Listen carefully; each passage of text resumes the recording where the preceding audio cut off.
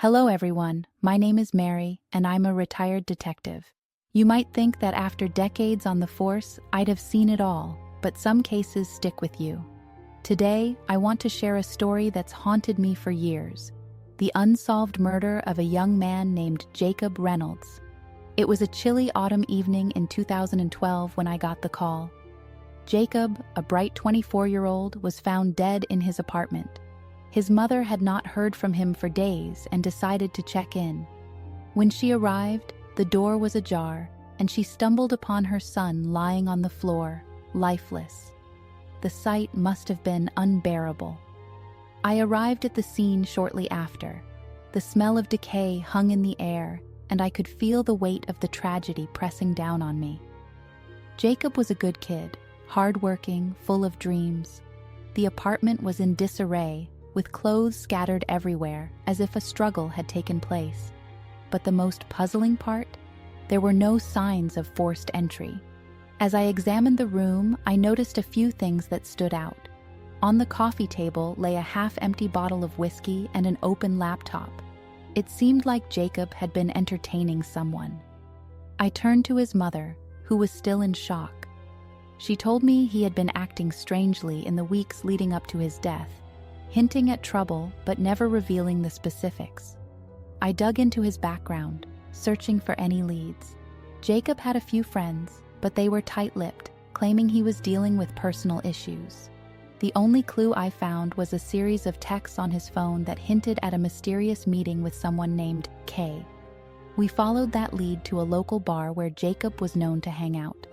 There, I discovered that Kay was a woman named Karen, an enigmatic figure in town. When I finally tracked her down, she was evasive, saying she had nothing to do with Jacob's death. But her story didn't add up. I could sense she was hiding something. As I pressed her, she claimed that Jacob had been involved in a drug deal gone wrong. She insisted that he was trying to get out of it but was threatened by some dangerous people. I couldn't shake the feeling that she knew more than she was letting on. Weeks turned into months, and we continued to chase down leads. Just when I thought we were making progress, Karen disappeared. I had a gut feeling that she was the key to unraveling the mystery. But without her, we were at a standstill. Finally, we received a break when a witness came forward, a bartender who claimed he had seen Karen and Jacob arguing fiercely the night before he was killed. This was the breakthrough we needed. We managed to locate Karen, and this time she cracked under the pressure. She revealed that Jacob had been trying to escape the clutches of a local gang and that she had been trying to help him. But it was too late. Someone had gotten to him first. To this day, Jacob's murder remains unsolved. The police believe that he was targeted for trying to leave the gang, but without a body and no concrete evidence, the case went cold. I can't help but feel that if we had found Karen sooner, things might have turned out differently. So, here I am, years later, still haunted by Jacob's story. He was just a young man with a bright future, and his life was cut short in the most tragic way. I often wonder what could have been, and I hope that one day the truth will come to light. Thank you for listening to this story.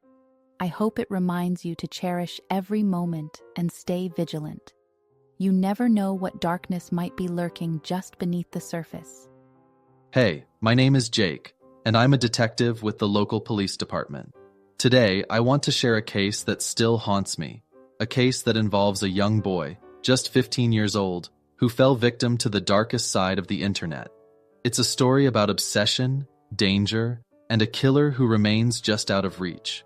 It was the summer of 2017 when I first caught wind of the case. We received a call about a body found in a park, a child who had seemingly been playing a deadly game. His name was Tommy, and he was just a kid who loved playing video games and connecting with friends online. When I arrived at the scene, I was struck by the heartbreak of it all. Tommy lay there, lifeless, surrounded by the toys of his childhood. The police told me that his parents had reported him missing days earlier, and my gut told me this was no ordinary disappearance. As I dug into Tommy's background, I discovered he was deeply involved in an underground gaming community that thrived on the thrill of dangerous games that blurred the line between reality and virtual life. What shocked me even more was that this community was linked to a series of other mysterious deaths across the country. The deeper I looked, the more I found a disturbing trend. Kids playing these games were ending up dead, and all signs pointed to a shadowy figure pulling the strings from somewhere far away. It seemed like a group of individuals, call them a cult if you will, who thrived on the chaos they created. Tommy's friends told me he was obsessed with a game called The Final Level. It was notorious for its extreme challenges, and players who failed faced dire consequences. As I talked to them, I realized that many kids believed they were invincible, thinking they could take on any challenge without repercussions. They were lured in by the thrill, and Tommy was no exception. Despite the evidence, the architect eluded capture. We managed to shut down the server, but it was a temporary victory. The fear loomed large as I realized that this wasn't just a local problem. It was a global threat, and the architect could be anywhere, hiding behind a computer screen, watching, waiting. Tommy's case remains unsolved, and every time I think about it, I feel a knot in my stomach. He was just a kid who loved to play games, and his life was taken away by something he never fully understood. As a detective, I know that some cases will haunt you forever, and this one is a constant reminder to me. The internet can be a dangerous place, especially for those who believe they're invincible. Thank you for listening to Tommy's story. Let's remember him and keep fighting against the darkness that lurks in our digital world. Hey everyone, my name is Emily, and I'm a young detective with the city's police department. Today, I want to share a case that's left me shaken to my core. It's the story of a young woman named Sarah Collins, who was found dead under mysterious circumstances and the tangled web of secrets that followed. It was a rainy Thursday morning when I received the call. Sarah, just 23 years old, was discovered lifeless in her apartment. The news hit hard. She was vibrant, full of life, and had so much ahead of her. I rushed to the scene, the sound of rain tapping against my car window mirroring the urgency I felt inside. When I arrived, the atmosphere was heavy. Sarah's best friend, Lisa, was outside, crying uncontrollably. She told me they had plans that night, but Sarah never showed up. I could see the anguish in Lisa's eyes. They were like sisters, and now Sarah was gone. I knew I had to get to the bottom of this. As I entered the apartment, I took in the chaos around me. Clothes were strewn about, and there were signs of a struggle. The police found no forced entry, which raised alarms. Who could have done this? And why? In my initial investigation, I learned that Sarah had recently started a new job and was excited about her future. But there were whispers, rumors of a dark figure lurking in the shadows.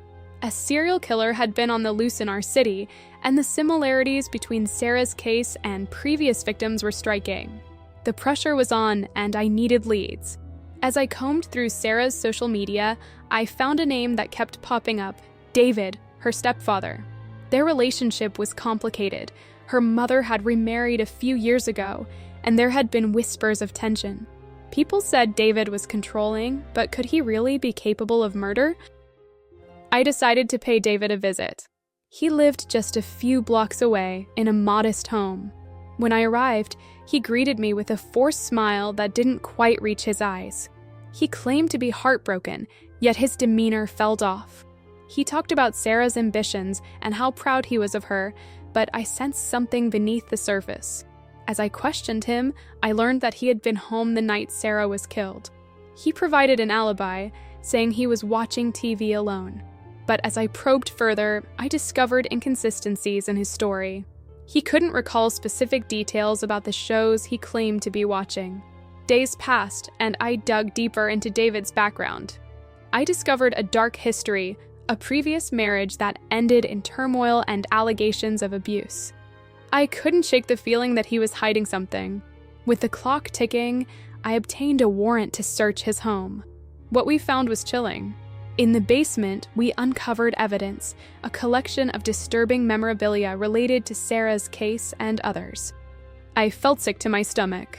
It was as if David had been keeping a twisted trophy of his secrets. Yet, he still denied everything. "You can't prove anything," he sneered. But I knew we were close to cracking this case wide open. Despite the evidence, we face challenges in building a solid case. The legal system can be a tangled web, and without a concrete confession, David remained free, taunting us. It felt like we were running out of time, and I was haunted by Sarah's memory. In the end, the case went cold, and Sarah's family was left searching for answers. I often think about her, about the dreams she had, and how they were stolen away.